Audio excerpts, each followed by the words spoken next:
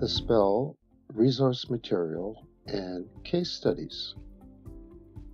I felt the need to put together a few examples of actual case studies. Now, these case studies are either from students, people who I have had as in consultations, and my own observations. So all of this is pretty direct. So it's either direct from an individual to me that has used this material and had results, or ways that I have added. I will also be making a little comment near the end.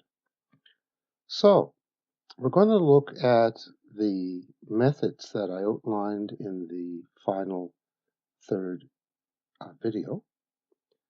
And I'll give some examples of how we use the 6 basic ingredients to get results, how we used the 3 methods timeline to get results, and I'm going to talk a little bit about self-regulation, and that will be it.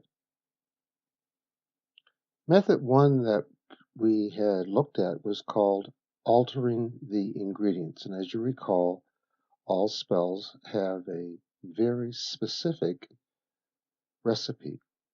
And if you mess with any of the ingredients, move them around, move the order in which they happen, or change them in any way, you get different results. So here's an example of some people who have done that. One of the common things I run into is people who have phobias.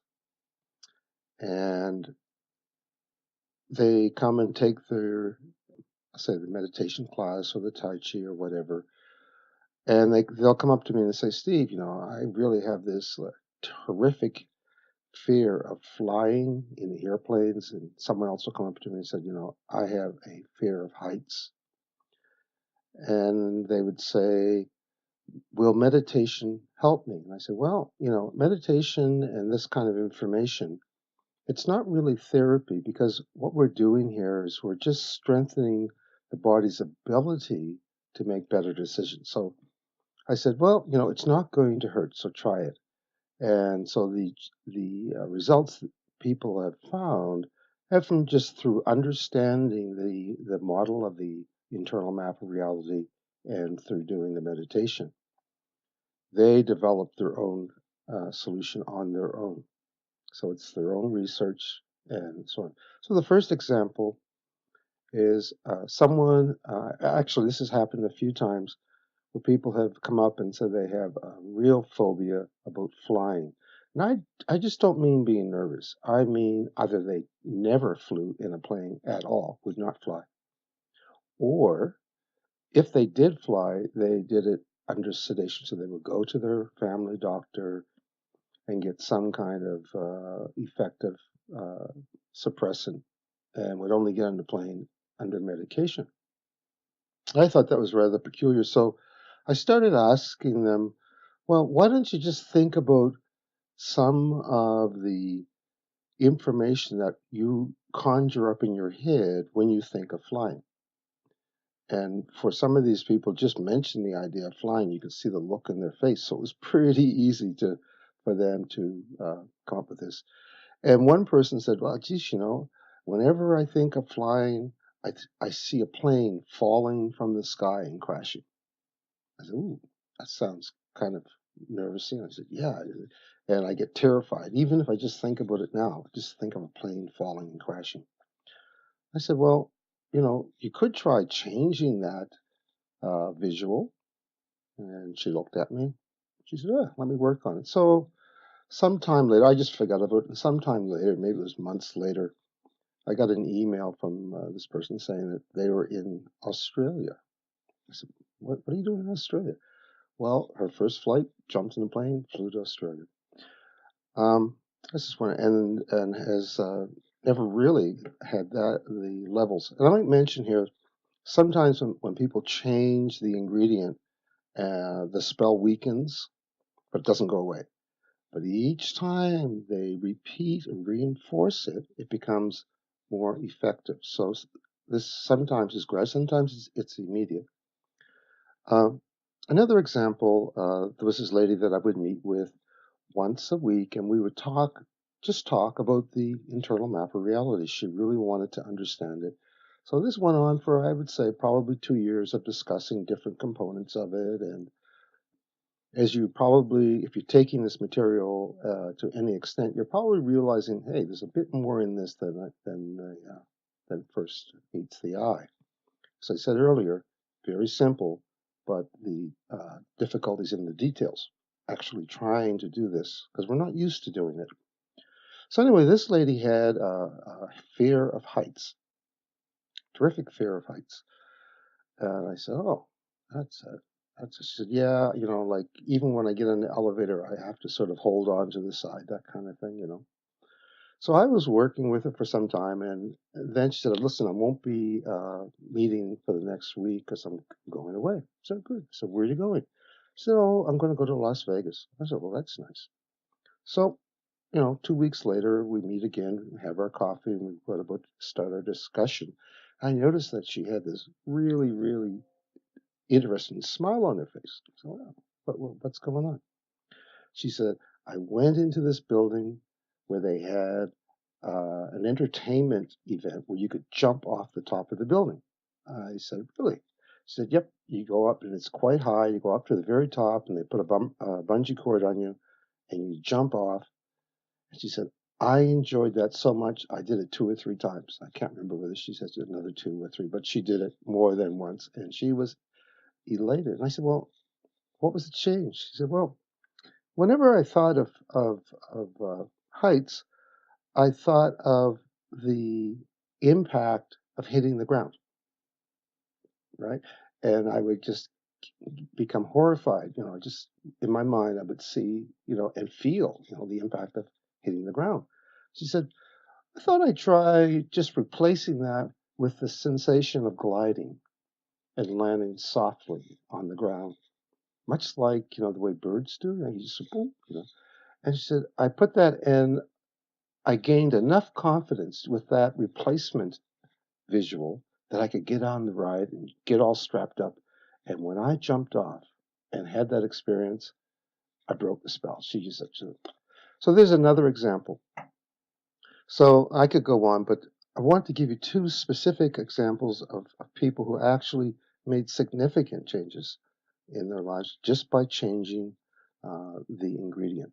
And you can do that too. Now, I had another client, and sometimes people want to just meet with me and talk. Again, it's not therapy or anything.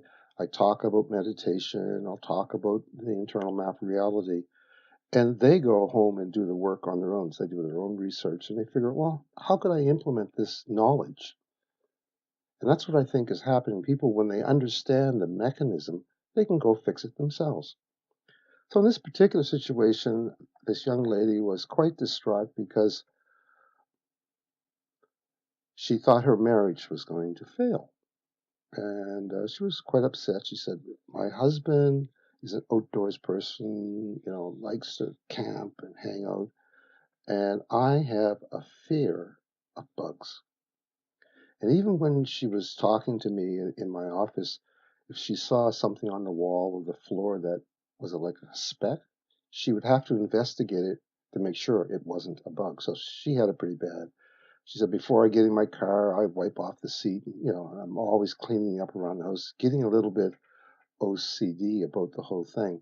But the issue was, it was starting to have an impact. Her phobia of bugs was starting to have an impact. She couldn't do things with her husband and so on. I said, oh, geez, this isn't good. I said, do you have any idea of where the event may be in your timeline? Obviously, there's something called a root cause event.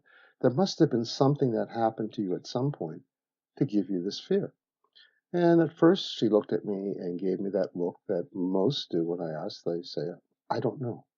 And you'll have the same reaction. At first, if you try to identify the source of your behavior or mental state change, you'll get a blank.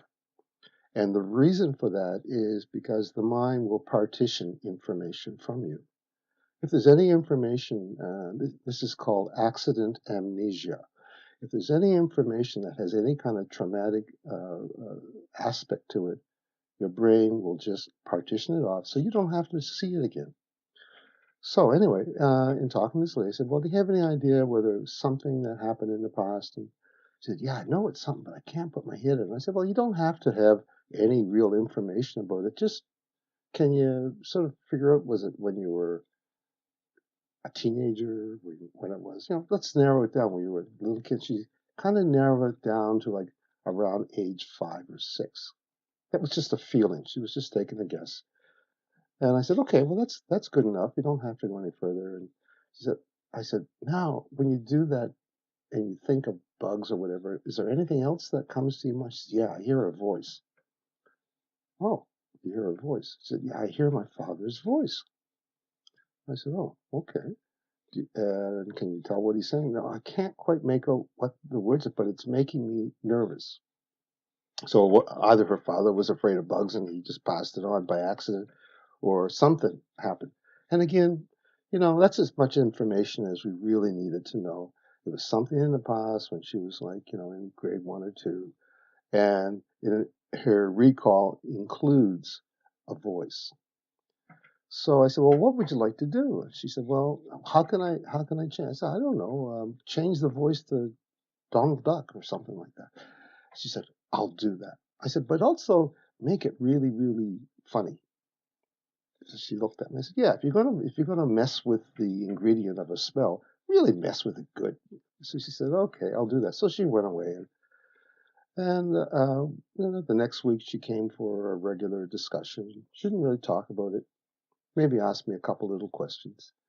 But it was around the third or fourth week that she said, hey, Steve, I've got something to tell you. I said, what? She said, I went for a picnic.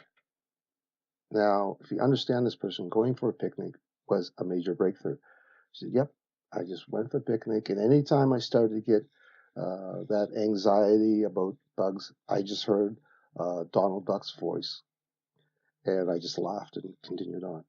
So there's an example of using the timeline, trying to get some kind of reconciliation. Now, this process of using the timeline can be done in many, many different ways. But the whole idea is that whatever the event was, you neutralize the emotional component.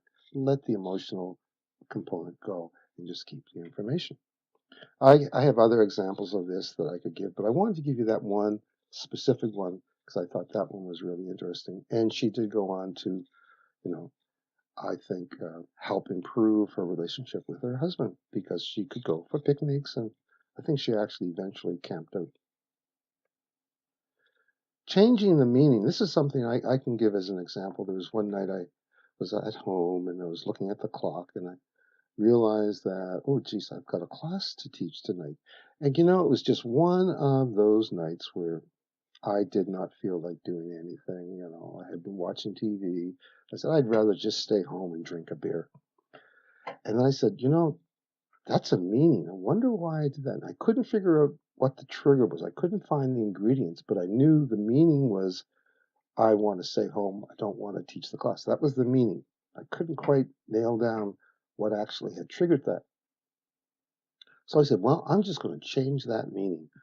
And here's how I changed it. I said, that feeling that I just had about not wanting to go and teach that class, I'm going to say to myself, what an honor it is to go and teach that class, that there are people who will show up at 7 o'clock at night and work hard to learn something from me. And I said, what an honor that is. And immediately I began to get this feeling that, this is an honor. If people will take the time. And so I went and I kept that meaning in my head. I went to the class and, my goodness, I had one of the best. I enjoyed it so much, and everyone commented, this was a fantastic class. Very important. Listen to the meanings. If you agree with that meaning, great. But more importantly, if that meaning gives you a powerful outcome, great. If it doesn't give you a powerful outcome, then change the meaning. The fourth one I had mentioned was changing the outcome. Now, I'm not going to give an example of that because I call that the brute force technique. And I think anyone who's tried to change a habit or whatever, that's probably the first thing they say, well, stop smoking. You go through the withdrawal and go through that. And you focus on changing the actual behavior. And I call that brute. And it does work for some people. The effectiveness of it is sort of goes along this chart. The most effective thing I've noticed is changing the trigger, either neutralizing the trigger in some way, messing with the ingredients or the recipe. That's extremely effective. The next one down, changing the meaning, that one works effectively as well. But the trick with that one is you have to be able to catch the meaning at the time that you are reacting. So there's a little bit of a timing issue.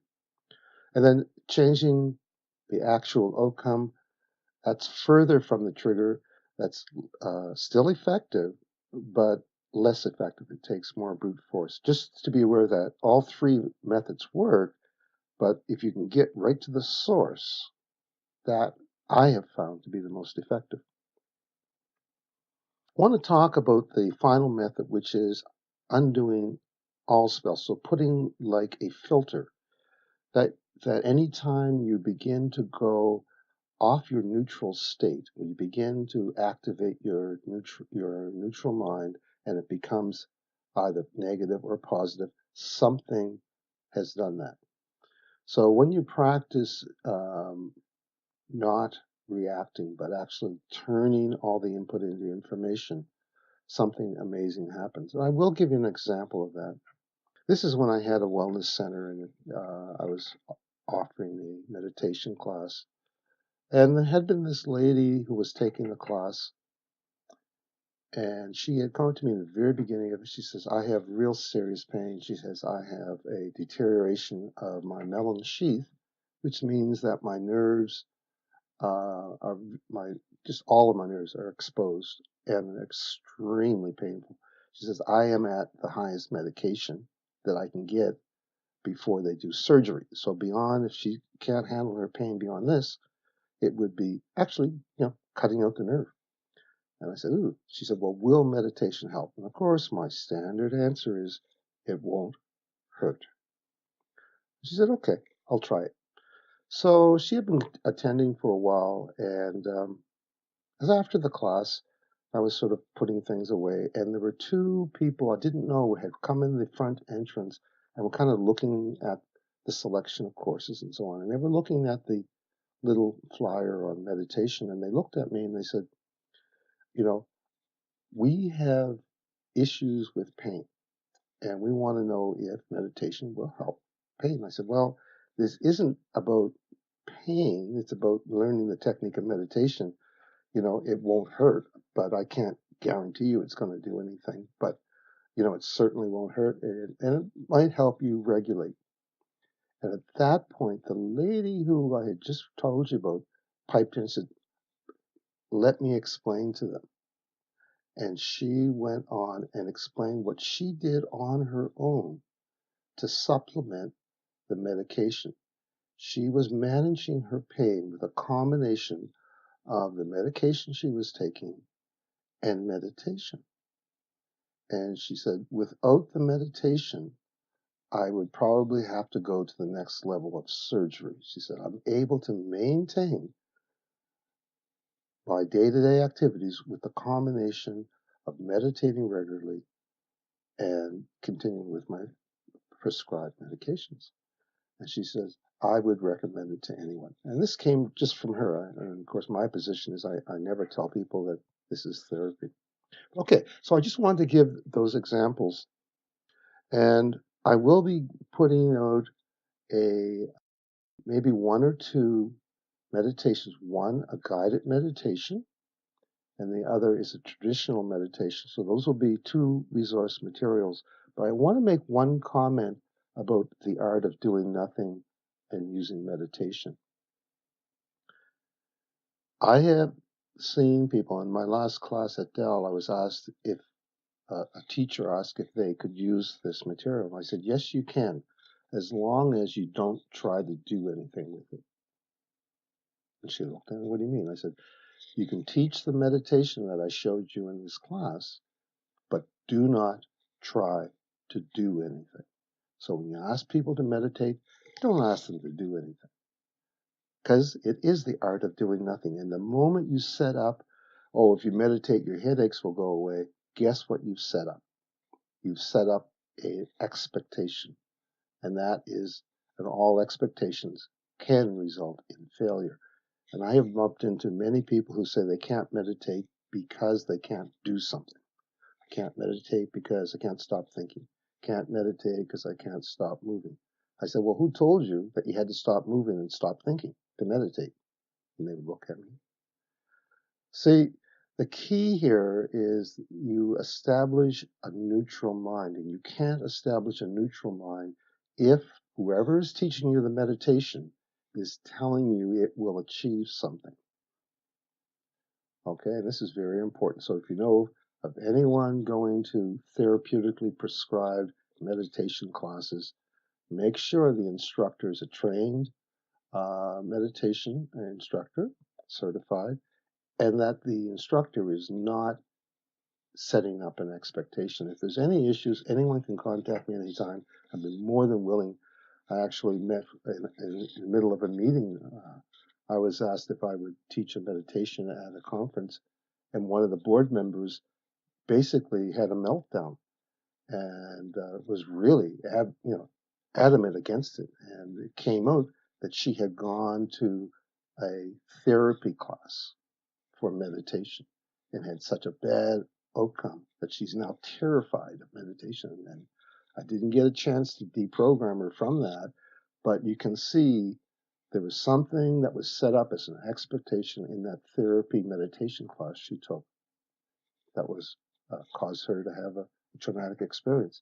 So when you do the meditation, you do it, don't set a goal, don't set an expectation, just sit and do the meditation. So I'm going to have a meditation, a traditional meditation, which is the art of doing nothing. And in that little video, it will set you up so that you can do your meditation in a very nice, neutral and calm way. And I have had people report very good results with this. Okay, so that's it for now. I'll put out those two more videos, one on a guided meditation and the other on the traditional meditation to practice the art of doing nothing. But thank you for watching this resource material. And again, if there's any questions, just post your questions in the comments. Thank you.